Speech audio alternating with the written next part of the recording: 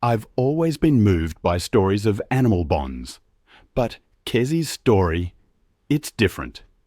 He was a white gorilla, genetically modified, created to be a rare display piece, something for wealthy collectors to gawk at. But what happened instead was a miracle, proof that love knows no boundaries. And it all unfolded on one of those spring mornings that stays with you forever, the air thick with cherry blossom petals. The Rehabilitation Centre's security cameras captured it all, but no technology could truly explain what we witnessed. It wasn't just animal behavior. It was a goodbye in its purest form. Kesi, a white gorilla, saw an elderly woman in a wheelchair and, with his own hands, unlocked a lock that had been closed for years. The security teams, of course, aimed their weapons. But Kesi had only one goal, one far more valuable than anything else. How could a gorilla never forget something he learned years ago? How could he act as gently as a child despite his enormous strength? And how could he become so deeply attached to a human? The answer lies in the story of a bond that even science struggles to explain. It begins with Emma Carter, a woman who dedicated 42 years to working with primates, showing them the compassion that humans often couldn't. But nothing in her life was as much of a turning point as the night she raided that laboratory. It was 2006, and controversial genetic engineering experiments were gaining momentum.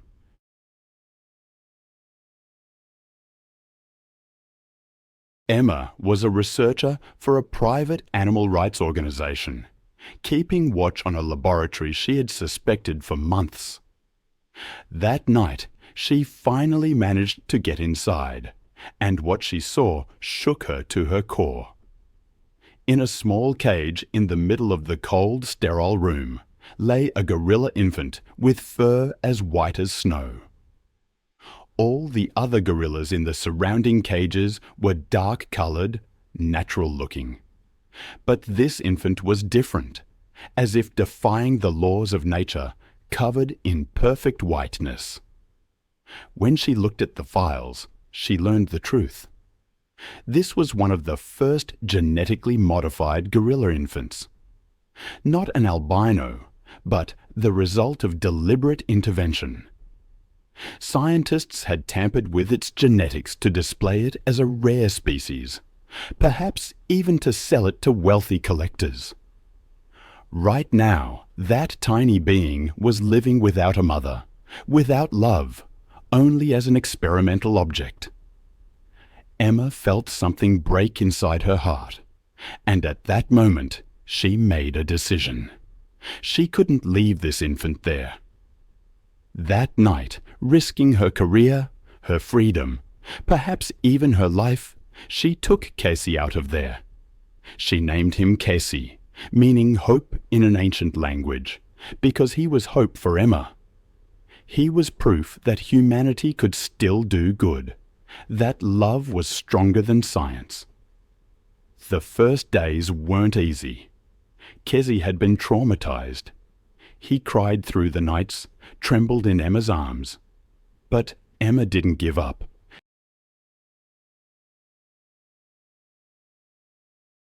This was a professional facility designed for injured animals in need of protection with large areas. Kesi would be safe there, cared for by experts, and able to move freely in a large area. The day she took him there, Emma felt something tear inside her. Kesi looked at her, and there was an understanding in those big eyes, as if he knew, as if he understood that Emma thought this was best for him. And as she left him, Emma stroked his head one last time, whispered in his ear one last time, "I will always love you, Kesi. You're my son."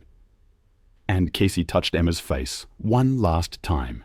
Those giant fingers touched hers, as if making a promise that he would never forget her. After that day, Emma visited him every week. According to the center's rules, she couldn't make direct contact, but just watching him from behind the bars was enough. Every time Kesi saw her, he would stand up, place his hands on the bars, and look at her. Such a look that it was as if he was speaking, as if saying, "Mom, you're here. Everything is." Time was merciless, especially toward Emma. When she reached 65, the diagnosis was merciless: amyotrophic lateral sclerosis, motor neuron disease. Within a year, Emma could no longer walk. Confined to a wheelchair, her speech slurred. But her mind remained sharp, her feelings deep. That was the most painful imprisonment. She understood everything, felt everything, yet couldn't fully express anything.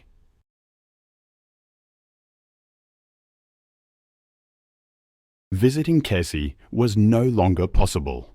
Her health wouldn't allow it. Months passed since she'd last seen him, and the absence consumed her. She knew her time was running out. She wanted to see him one last time. Her sister Sarah understood and made a plan. She contacted the Rehabilitation Center, got special permission, and one spring morning, with cherry blossoms dancing in the air, she took Emma to the center in her wheelchair. As the wheelchair moved along the main path, people gave Emma pitying looks, but she didn't notice. Her attention was fixed on one thing. In the distance, in a large outdoor area, Kesi stood like a white giant. Sarah slowly pushed the chair toward the garden.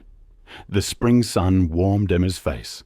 Cherry blossoms landed in her hair, but she only wanted to see him, her son, Kesi. They stopped just before the bars. Kesi had his back turned, sitting on a large rock. Emma tried to call him, but words no longer came, only rasping sounds. Tears streamed from her eyes. Being so close and having to turn back without seeing him was unbearable. Sarah touched her shoulder. "Let me call him," she said softly. But at that moment, as if a miracle was happening, Kesi turned his head. Maybe he felt the vibration of the sound, or maybe just his instincts whispered something to him. When that huge head turned, his amber eyes locked onto Emma. 1 second, 2 seconds, 3. All the noise in the world ceased. There was only the woman and the gorilla.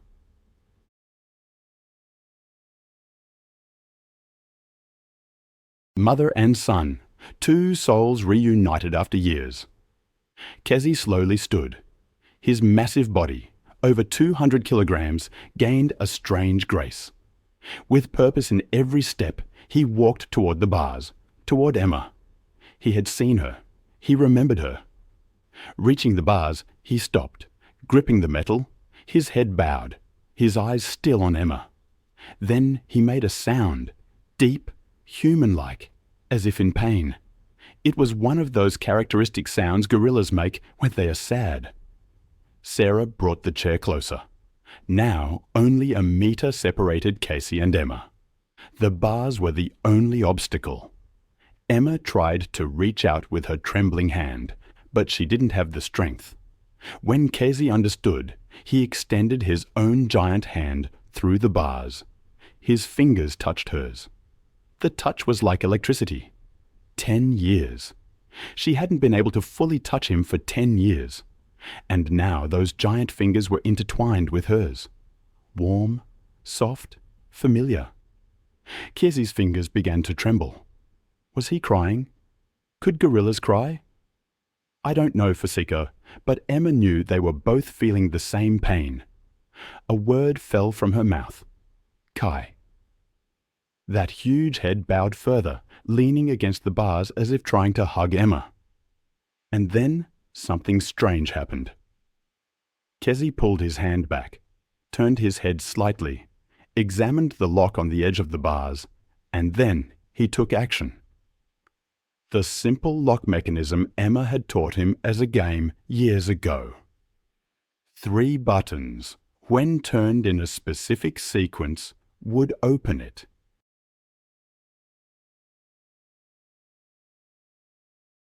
A simple but effective system designed to prevent visitors from accidentally opening the door. But Kesi remembered. He turned the first button right, the second button left, the third button right. A click was heard. The lock had opened. Sarah's breath caught. "Oh my God," she whispered. When the center security guards noticed the situation from the monitors, they panicked. The alarm sounded, but Emma wasn't afraid because she was looking into Kesi's eyes, and there was no danger there. There was only love. Kesi slowly pushed the door. The metal bars creaked open, and that giant gorilla, for the first time in 10 years, stepped outside freely. Security teams came running, tranquilizer darts in their hands, some with guns. "Get back!" someone shouted. "The animal has gotten loose." But Kesi didn't even look at them. He only looked at Emma and, with slow steps, as carefully as if approaching something breakable, he moved toward her. Sarah had frozen behind the chair, unable to move, but Emma tried to give her a signal with her hand. "Let," she said, with difficulty. "Let him." Sarah's eyes filled with tears. She didn't want to leave her sister here alone with this giant animal. But when she saw that determination in Emma's eyes, she slowly backed away. One of the security team members shouted, "No, get away from there. This is very dangerous." I've seen animals behave in surprising ways, working in archives as long as I have.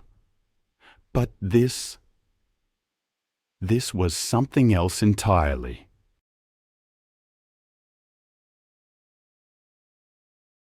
What they saw that day wasn't just animal behavior. It was, as one witness put it, the meeting of 2 souls, a mother and son's farewell after years apart. Sarah had to tell everyone to stop, to just wait. Kesi, the gorilla, was right in front of Emma, his giant shadow covering her.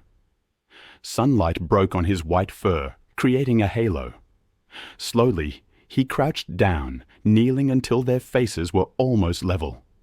His giant hand reached out, his fingers touched Emma's face, so gentle, so delicate, as if touching a child. He caressed her cheek, took a cherry blossom petal from her hair, examined it, then gently placed it on the ground. Then he rested his huge head on Emma's knees. Everyone froze. Security teams, visitors, center staff. No one even breathed. Emma raised her trembling hand, put it on Kesi's head, feeling the white fur between her fingers. Warm, soft, familiar. Tears flowed from her eyes, but it wasn't pain anymore. It was gratitude, thankfulness. Kesi kept his head on Emma's knees and made a strange sound, almost a human-like whimpering that gorillas make only in the deepest emotional moments, as if saying, "Mom, you're here. I missed you. I never forgot you." Words fell from Emma's mouth, difficult, choppy, but coming from her heart. "I love you, Kesi." Kesi lifted his head slightly, looking at her.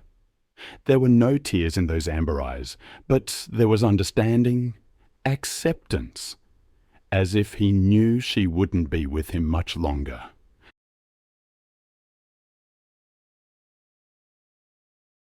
His giant hand reached for the wheelchair armrest, carefully examining the metal edges.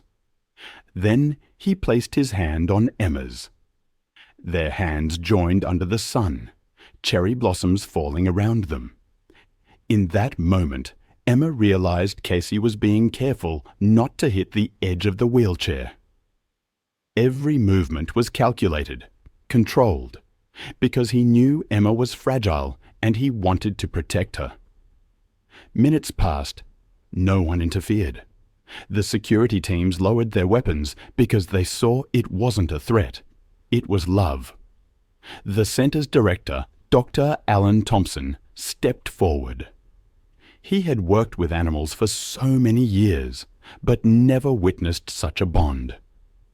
"The most extraordinary thing I've ever witnessed," he said, his voice trembling. "This is something even science can't explain." Sarah was crying, and other visitors silently shed tears, understanding this wasn't just a woman and a gorilla. It was a universal bond, the bond between mother and child. A love that disregarded species differences, that knew no time or distance. Kesi slowly lifted his head, looked at Emma one last time, and wiped the tears from her eyes with his finger. The movement was so human, compassionate, protective, full of love. Emma wanted to say one last thing, but words weren't enough. No words could express what she felt. But Kesi understood. He knew everything Emma wanted to tell him. "You are my son," she said, with her last strength. Kesi rested his huge head on Emma's knees again, and stayed there.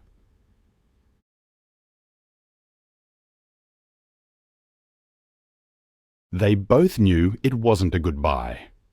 It was a moment of gratitude, giving thanks for the most beautiful gift life had given them, each other. Cherry blossoms continued to fall around them, pink petals landing on white fur. The sun shone on the wheelchair's metal surface. Everything was perfect. As the sun rose toward noon, Kesi was still by Emma's side. He didn't want to leave, but Dr. Thompson approached with slow steps, holding a basket of Kesi's favorite fruits. "Kesi," he said softly. "Come on, buddy. Let Emma rest." Kesi lifted his head, looked at the doctor, then back at Emma. Hesitation was in his eyes, as if he knew that if he left her, he would never see her again. And perhaps he was right. Emma, gathering her last strength, gave him a signal, gently pushing him away with her hand. "Go," she whispered. "Be well." Kesi placed his giant hand on Emma's one last time, held it tightly, as if trying to transfer all the love coming from within him with that touch, then slowly stood up, his eyes still on her. He took a few steps back, then stopped, turned around, looked at Emma one last time, and in that look was everything. Gratitude, love, farewell, and a silent promise that he would never forget her. Dr. Thompson slowly guided Kesi back inside the bars. Kesi wasn't interested in the fruits. He only looked back at Emma. Even as he walked away, his head was turned, his eyes never leaving her.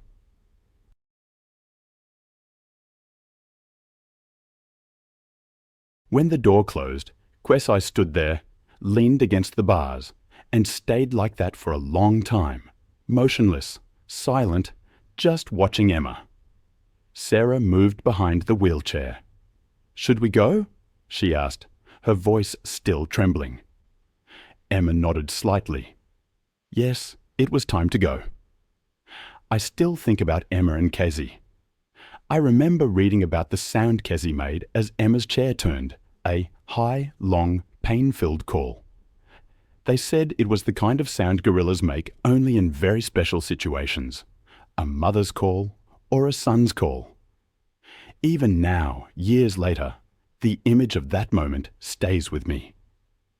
As they moved toward the center's exit, people silently made way. Everyone was still under the influence of that moment. Some were crying. Others looked on in shock, because what they had just seen wasn't normal animal behavior, but something akin to a miracle. When they got home, Sarah made tea for Emma, but she couldn't drink it. She felt empty inside, as if a part of her had stayed there with Kesi. That night, Emma lay in her bed, looked at the ceiling, and thought back to the night she first saw Kesi, that tiny white infant, and how she had taken him in her arms, making a promise. I will protect you. I will love you. And she had kept that promise. Every day, every moment, she had done what was best for Kesi. Days passed, then weeks. Sarah brought her news of Kesi, saying he was doing well.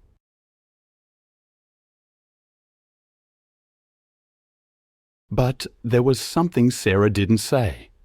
That Kesi came to the bars every evening at sunset, looking at the last place Emma had stood. 2 months later, Emma woke one morning struggling to breathe. The disease had progressed. Sarah called the ambulance, but Emma refused. She didn't want to go to the hospital. She wanted to be at home in peace. That night, as she lay in her bed, she looked out the window. The moon was full, and white light filtered into the room. At that moment, a strange feeling overcame her, as if Kesi were beside her, as if his giant hand were touching hers again. She closed her eyes and imagined him, Kesi, his white fur, his amber eyes, his giant but gentle hands. She imagined that last day, that perfect day, when cherry blossoms danced in the air and the sun illuminated everything. "Thank you," she whispered into the darkness. "Thank you for letting me love you, Kesi." And that night, Emma fell asleep in peace. The next morning, Sarah couldn't wake her. Emma was gone, but there was a smile on her face, a peaceful, happy expression, as if she had seen a beautiful dream. When Dr. Thompson received the news, he cried. He knew that Emma had not only saved an animal's life, but had given him a life, a loving, meaningful life. How would they tell Kesi? How do you tell a gorilla that the person he loved most has died? But Kesi already knew that morning. He hadn't come to the bars as usual. For the first time in days, he didn't break his morning routine.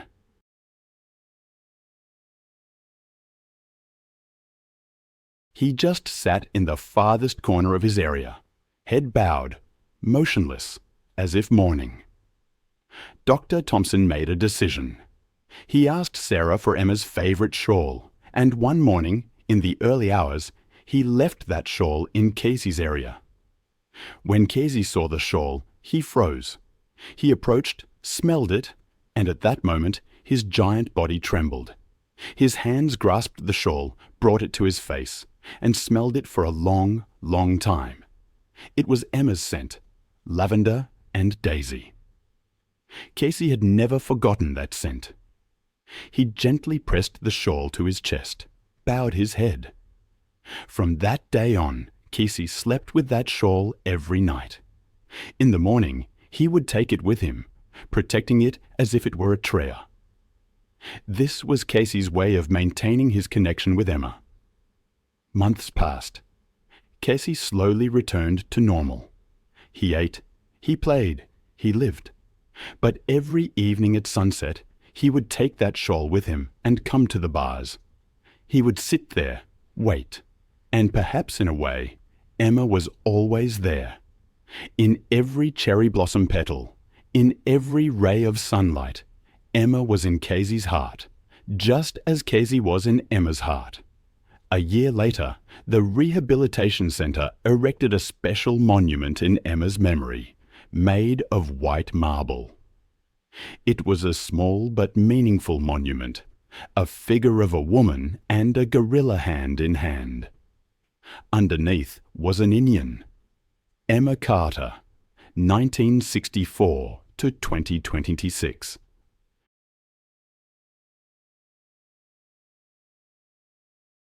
She taught that love knows no language, species, or barrier.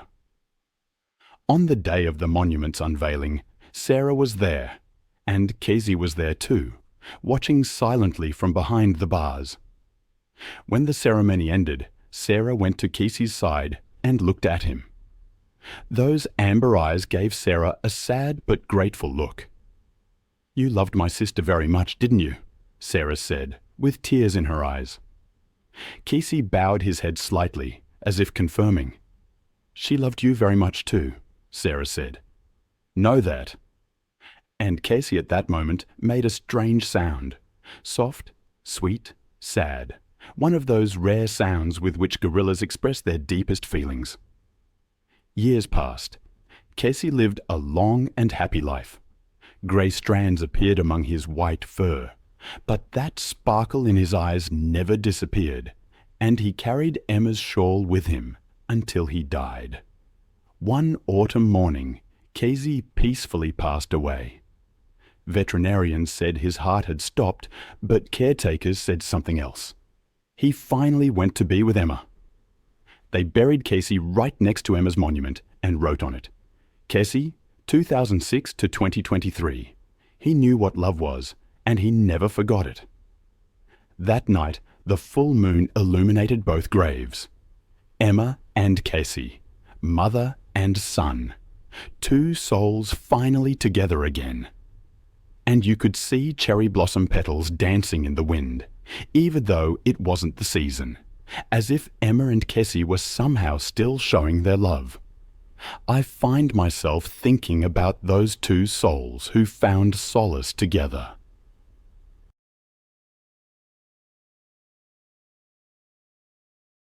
To imagine them together, side by side, is a comforting thought.